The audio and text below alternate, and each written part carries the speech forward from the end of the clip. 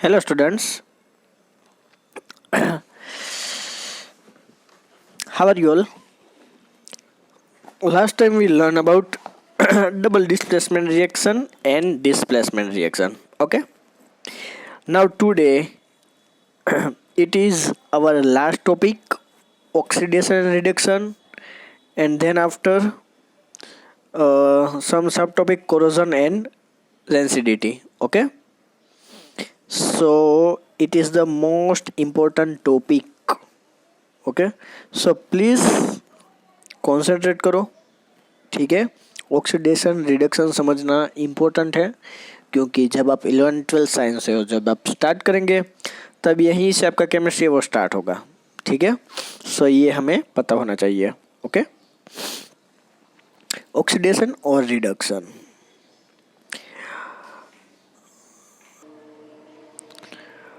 First we learn through this activity 1.11। क्या करना है इस एक्टिविटी में? हमें सिर्फ एक कॉपर पाउडर लेना है, ठीक है। चाइना डिश में आप कोई भी डिश ले सकते हो, और फिर उसका हीट करना है। ओके, सिर्फ इतना ही करना है। बाकी का जो है वो हम जब उसमें चेंजेस हो गए वो हमें ऑब्जर्व करना है, ठीक है। अब मान लीजिए कि अगर हमने हीट किया है तो क्या होगा कि कॉपर है, ठीक है। जब हम उसको हीट करते हैं, कॉपर है जब ऑक्सीजन के साथ रिएक्ट करता है, जब हम उसको हीट करते हैं तो वो बन जाता है कॉपर ऑक्साइड, CuO, ठीक है, कॉपर ऑक्साइड। अगर और कॉपर ऑक्साइड में हम हाइड्रोजन गैस है वो वहाँ पे ऐड करेंगे तो हमें मिलेगा copper plus H2O, Cu plus H2O, ठीक है। जब हाइड्रोजन गैस हमें उसमें से पास करेंगे तब हमें कॉपर मिल जाएगा। तो यहाँ पे आपको क्या दिखाई दे रहा है वो ध्यान से देखिए। यहाँ पे सबसे पहले कॉपर था तो उसके पास ऑक्सीजन नहीं था, तो यहाँ पे ऑक्सीजन है वो आ गया है, ठीक है। यानी ऑक्सीजन का क्या हुआ? एडिशन हुआ। समझ रहे हो ना आप, ठीक है।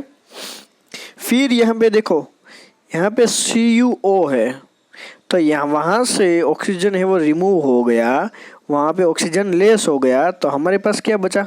ओनली कॉपर, ठीक है। ये एक्टिविटी हमने इसलिए लर्न की क्योंकि इसके थ्रू ही हमारी डेफिनेशन है ऑक्सीडेशन और रिडक्शन की, तो वो हम अभी करेंगे, ठीक है। अब मैं आपको समझाता हूँ।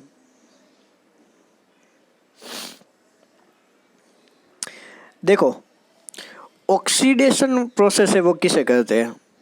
ऑक्सीडेशन प्रोसेस मीन्स आप ऑक्सीजन है या तो वो ऐड हो सकता है या फिर हाइड्रोजन रिमूव हो सकता है, ठीक है। उसको बोलेंगे ऑक्सीडेशन प्रोसेस। क्या कहा मैंने? देखो, यहाँ पे H2 है, यहाँ पे H2O है, तो यहाँ पे ऑक्सीजन है वो ऐड हो गया है, ठीक है। तो उस प्रोसेस को बोलेंगे ऑक्सीडेशन। अब मान लीजिए यहाँ पे CuO है, यहाँ पे Cu है, ठीक है। वहाँ पे ऑक्सीजन है वो रिमूव हो जाएगा, ठीक है। तो यहाँ पे है कॉपर है वो बचेगा। ओके, तो यहाँ पे ऑक्सीजन रिमूव हो गया, ऑक्सीजन लेस हो गया, तो उसको बोलेंगे रिडक्शन। ओके, सो ये डिफरेंट है ऑक्सीडेशन और रिडक्शन की प्रोसेस में। अगर आपको डेफिनेशन लिखनी है, ठीक है, तो डेफिनेशन में आपको बता दूं कि chemical reaction in which a substance gains oxygen और लॉसेस हाइड्रोजन। ऑक्सीजन गेन करेंगे, अदरवाइज हाइड्रोजन है वो हम लॉस कर देंगे, ठीक है। तो ये जो है उसको बोलेंगे ऑक्सीडेशन प्रोसेस। और रिडक्शन प्रोसेस है तो इसका ऑपोजिट कर दीजिए आप। ऑक्सीजन है वो लूज हो जाएगा और हाइड्रोजन है वो गेन हो जाएगा, ठीक है। तो उसको बोलेंगे रिडक्शन प्रोसेस। तो आपको अगर एग्जाम में पूछा जाए कि what is oxidation and what is reduction, तो आपको उनकी एक एक डेफिनेशन लिखनी है और उनके कोई एक दो एग्जाम्पल आपको लिखने हैं, ठीक है। अब यहाँ पे एक और है कि ऐसी कोई प्रोसेस होती है जिसमें ऑक्सीडेशन और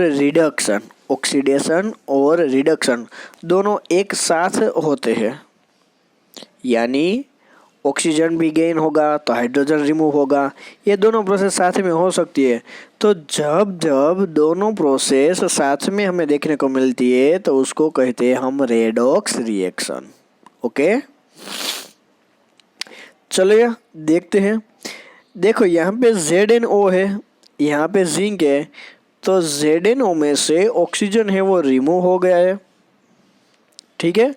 अब ऑक्सीजन है वो लॉस हो गया है, ठीक है, तो उसको क्या कहेंगे हम, रिडक्शन कहेंगे।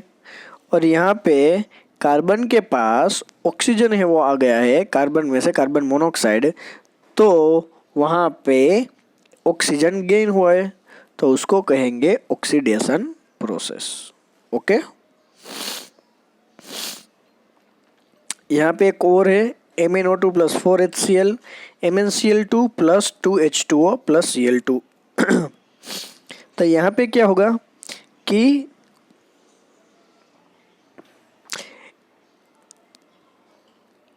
MnO2 है तो उसके पास ऑक्सीजन है वो रिमूव हो गया है, ठीक है, उसने ऑक्सीजन को लॉस कर दिया है, तो उसके पास Cl2 है वो आ गया है, लेकिन इसको कहेंगे हम reduction process.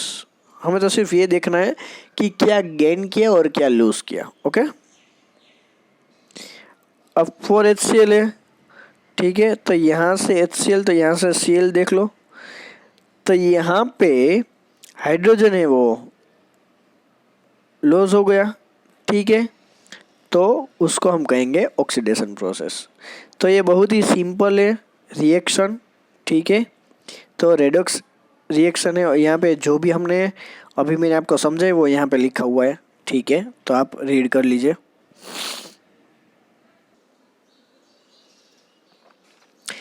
Now our last topic, have you observed that the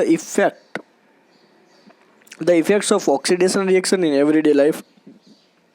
क्या आप ये प्रोसेस देखिए कि भाई ऑक्सीडेशन प्रोसेस हमारे रियल लाइफ में हो रहा है? तो हाँ, हो रहा है। आप कोई भी, चलो मान लेते हैं कोई भी आयन ले लो, ठीक है, कोई भी, तो आयरन ले लो, तो आयरन है वो रस्ट होगा। रस्ट कैसे होगा? जब ऑक्सीडेशन प्रोसेस होगी तभी तो रस्ट होगा, ठीक है। तो हमें सिर्फ आपको क्वेश्चन में पूछा जाएगा कि right a note on corrosion, तो कोरोजन के सिर्फ आपको पॉइंट लिखने हैं और कुछ नहीं। ओके, सो सबसे पहले एक पॉइंट है रस्टिंग ऑफ आयरन। देखो ये जो टॉपिक है वो आप अपनी तरह से कुछ भी आप एग्जाम्पल लिख सकते हो। Okay, metal gets corroded in the presence of acid and moisture, this process is called corrosion. फिर से एक बार रिपीट कर रहा हूँ, कोरोजन किसे कहते हैं? Metal gets corroded in the presence of acid and moisture, it is called corrosion. तो ये एक सिंपल डेफिनेशन है। अब एक पॉइंट आप लिख सकते हैं रस्टिंग ऑफ आयरन, ठीक है। फिर आप कह सकते हो कि भाई हम tarnishing of silver, green coating of salt on the utensils of copper are the example of corrosion. मतलब आप यहाँ पे जो कोटिंग वाला जो पॉइंट लिखा है कॉपर एंड सिल्वर, तो ये जो है वो आप डाइजेस्ट में से पॉइंट के थ्रू आप रीड कर सकते हो, ठीक है। और कोरोजन से क्या होता है कि due to corrosion iron gets covered with a red brown substance. आपको पता है कि आयरन पे जब वो रस्ट लगता है, कोरोजन होता है, तो क्या होता है कि वहाँ पे रेड ब्राउन पाउडर जैसा हो जाता है, तो उसको कहेंगे रस्टिंग ऑफ आयरन, ठीक है, रस्टिंग ऑफ आयरन। तो ये हमें याद रखना है। ओके, थर्ड वन एक कह सकते हैं कि भाई कोई कोरोजन के थ्रू कुछ डैमेज हुआ है, कोई ऑब्जेक्ट्स डैमेज हुआ है, ठीक है। मान लीजिए कार बॉडीज है, ब्रिज है, आयरन रेलिंग्स है, शिप्स है। तो ये काफ़ी कुछ ऐसे एग्जाम्पल है जो कोरोजन के थ्रू डैमेज होते हैं। तो ये हमें याद रखने होंगे कि जो कोई भी मेटल के ऑब्जेक्ट्स है उसमें कोरोजन हो सकता है। सो ये एक सीरियस प्रॉब्लम है। फिर अगर हमें रस्टिंग को बचाना है तो हम क्या करेंगे, हम उसे पेंट कर सकते हैं, ठीक है, पेंटिंग कर सकते हैं और उसकी सरफेस को पेंट कर सकते हैं और साथ साथ हम उसको जिंक के साथ प्रोसेस हम कर सकते हैं। जब कोई भी आयरन की मेटल हो तब अब उसमें जिंक मेटल ऐड करेंगे तब वो कोरोजन है वो रुक जाएगा और वो नहीं होगा। अगर 1 मार्क्स में पूछा जाए तो please note down this point कि कोरोजन को रोकने के लिए कौन सी मेटल का यूज़ कर सकते हैं। तो आपको लिखना है zinc. Okay. Prevention of corrosion by coating iron surface with zinc is called galvanisation.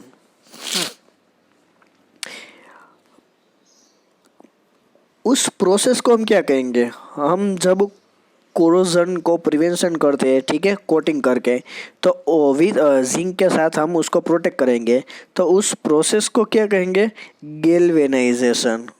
क्या कहेंगे, गैल्वेनाइजेशन। ओके, सो ये हमें याद रखना है, गैल्वेनाइजेशन उस प्रोसेस को कहते हैं। And the last, rancidity. अब रेंसिडिटी किसे कहते हैं, तो मैं शॉर्ट में आपको बता दूं कि भाई कोई फूड कंटेनिंग ऑयल है या फिर हमने जो कोई भी फूड है, ठीक है, वो हम किसी में रखते हैं तो वो जहाँ पर होता है तो वहाँ पे ऑक्सीडेशन की प्रोसेस होती है, ठीक है।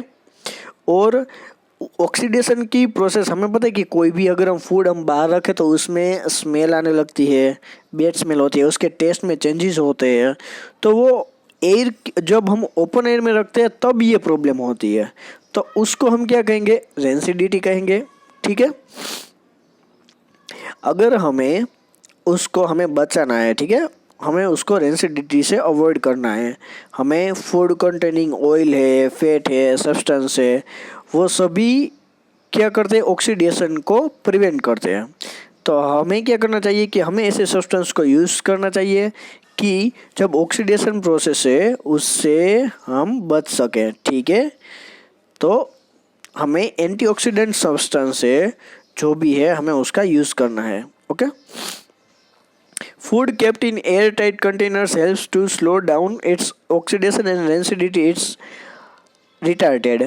अब देखो, हम जब कोई बाहर से फूड पैकेट में कोई हम वेफर या भी कुछ भी ले लेते हैं फूड पैकेट में, ठीक है, तो क्या होता है कि उसके अंदर नाइट्रोजन एयर होती है।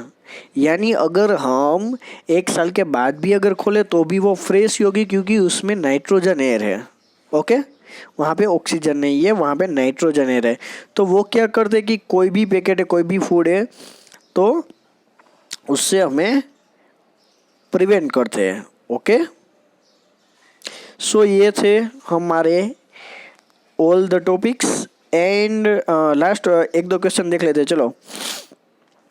First question is why does the colour of copper sulphate solution change when an iron nail is dipped in it.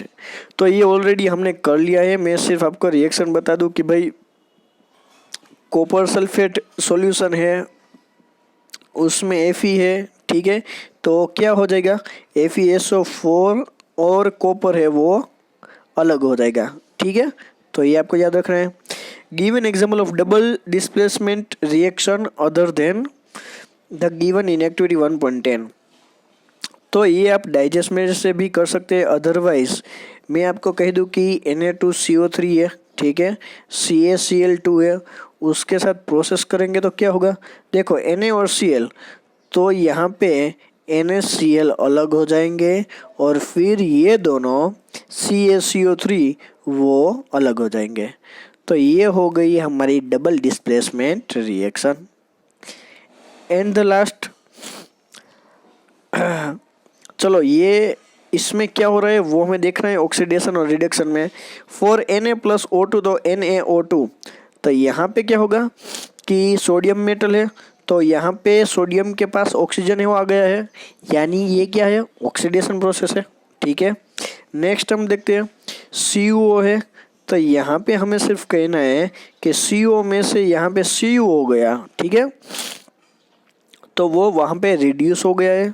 ठीक है, और H2 है तो उसमें से ऑक्सीजन उसके पास आ गया तो वो ऑक्सीडाइज हुआ है। ठीक है, तो हमें सिर्फ ऑक्सीडाइज और रिड्यूस के बारे में हमें सिर्फ यहाँ पे बात करनी थी। सो ये कुछ खास नहीं है। ओके, सो यहाँ पे हमारा चैप्टर है वो ओवर होता है। ठीक है, पूरा का पूरा चैप्टर 1 यहाँ पे कंप्लीट हो चुका है। अब आप डाइजेस्ट में से क्वेश्चन आंसर है वो कर लो। ठीक है, ये आपके लिए अच्छा रहेगा। ओके, नेक्स्ट टाइम हम नए चैप्टर से स्टार्ट करेंगे। Okay, thank you.